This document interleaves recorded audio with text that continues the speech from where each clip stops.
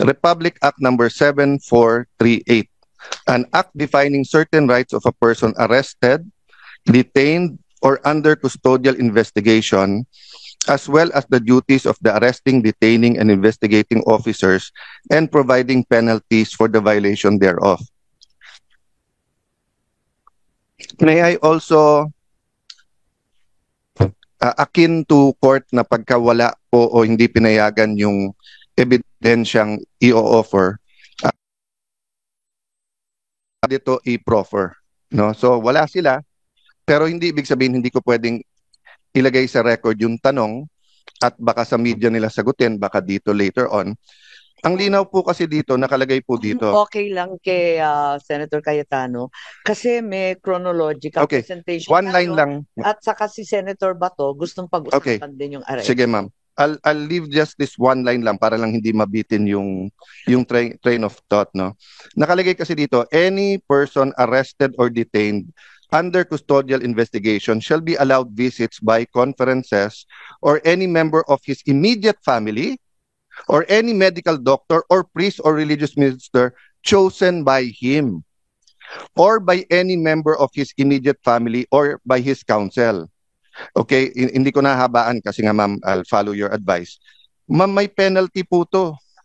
Ang penalty nito, any person who obstructs, prevents, or prohibits any lawyer, any member of the immediate family or person arrested, detained, or under custodial investigation, or any medical doctor or priest or minister by his counsel from visiting and conferring privately chosen by him or by any member's immediate family with him, or from examining and treating him. Ma'am, by his choice at any time, I'll go back to the title at saka dun sa nakalagay. Nakalagay dito, hindi lang custodial investigation basta arrest or detained. So he was arrested and detained. So even if magdebate tayo na custodial investigation ba yun o hindi, no?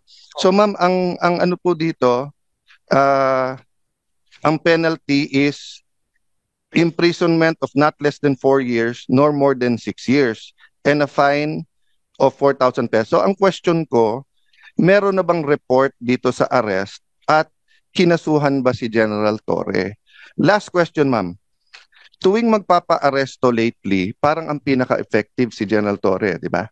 So nung pina-aresto si Pastor Kibuloy, grabe yung mga nangyari at ginawa, di ba? Nung pina-aresto po si President Duterte, yun naman pinag-uusapan natin, nakita naman natin. Nung nag-hearing po ako tungkol sa tulay na sa Isabela na gumiba, hindi po nag-a-attend si Secretary Bonoan. Sinabi ko lang, kailangan ko pa bang i-designate si General Torre para kunin si Secretary? The next time, nag-attend na siya.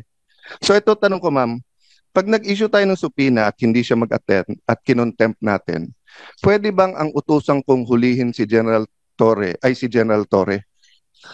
Kasi effective, no? Dinadaan ko lang sa biro, but I think of all his interviews and sa nangyari, this is my last point, ma'am. I'll submit to all my other colleagues. This is my point lang, ma'am. Nanunood kasi yung buong PNP.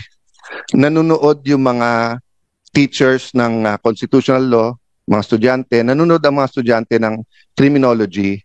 And di ba sabi nga nila, yung bata, hindi mo pwedeng turuan sa salita. Natututo yung bata sa gawa. So ganun din sa gobyerno natin. Pag sinabi nung mayor, no corruption, pero corrupt siya, ang dating sa mga department head, pwede mag-corrupt. Di ba? Pag sinabi ng COMELEC officer sa isang probinsya, no cheating, pero pinayagan niya yung cheating or vote buying, ang papakinggan ng tao, hindi yung salita, yung gawa eh. So kung mali yung pagka-aresto, nangangamba ako na especially sa lugar na walang internet, walang cellphone, baka ito yung masunod eh. Humihingi sila ng counsel nila o doktor, tapos hindi pagbibigyan, no? And then the last point doon, ma'am, is that bakit kapag ka lower rank, meron pong isang vlogger, di ba, na PNP, na nagsorry na kaya parang okay, pero hinuli, tapos kakasuhan. I understand that. At magandang rule yon na pagka ikaw ay sundalo o pulis, ay hindi ka basta pwedeng, hindi ka pwedeng partisan, di ba? Pangalawa, kailangan bantayan mo sinasabi mo. But I'll give you 2 examples, ma'am. Bakit po si General Torre, kung ano-ano sinasabi sa kung ano-anong interview, hindi naman napapagalitan? So ang dating po sa lower rank, bawal partisan kung kalaban. Kung kakampi yung sinabi mo, pwede.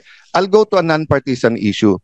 And I respect this person very much. I think he's one of the best chief of staff, personal friend, etc. Kaya lang, as a former secretary of the DFA, I have to mention this, no? When the AFP chief of staff said, prepare kasi madadamay tayo kapag ka-invade yung Taiwan, tayo po ay may one China policy. Ano po ang magiging reaction natin nung sa Marawi siege kung sinabi ng China, prepare kasi pag sinugod nila yung Marawi kapag nilabanan nila yung secession sa Mindanao, mai-involve tayo. Magre-react din yung foreign affairs natin, hindi ba? Kasi nga may one China policy tayo. Don't get me wrong, ha? Ayaw natin ng gulo sa Taiwan. Nakikisimpet tayo sa democracy ng Taiwan. We want them to coexist with mainland China. But having said that, we have to be sensitive. So the right person to speak is either the DFA or the presidential spokesperson, hindi po sundalo or police, no? So I'll stop there, ma'am. Pero sana nga consistent tayo para hindi nalilito yung mga kawani ng gobyerno kung ano talaga ang tama at